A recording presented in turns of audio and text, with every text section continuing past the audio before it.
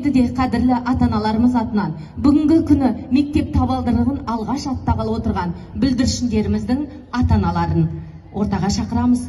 Сламғалиева Эльмира Төкенқызы және Алға Петербург каналының жүргізушісі Иван Червинскийді ортаға шақырамыз. Қошеметтеріңіз.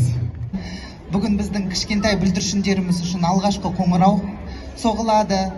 Сондықтан ал кішкентай балапандар, сіздер машылық табыс. О большом празднике. Я пока что не могу полностью свою речь сказать на казахском, поэтому скажу на русском. В следующий раз обязательно буду выступать на казахском.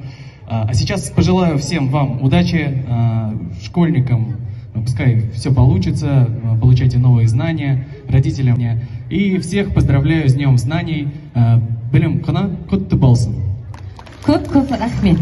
Ата-аналарымызға мың алғыс.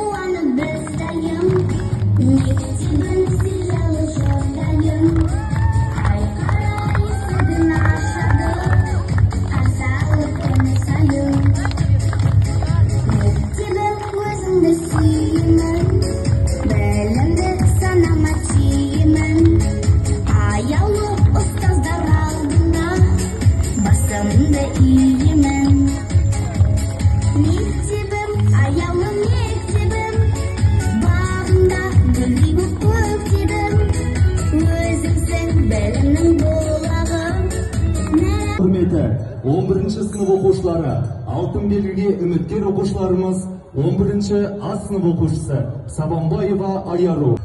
Үздік оқы қанаттарын талмасын, тек жақсылыққа самғасын.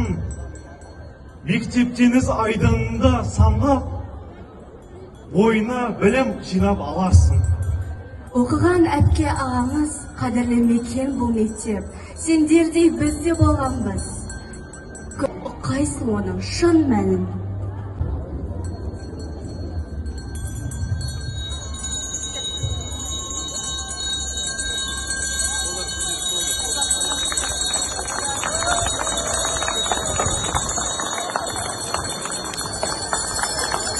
Сылдыр қоңырау.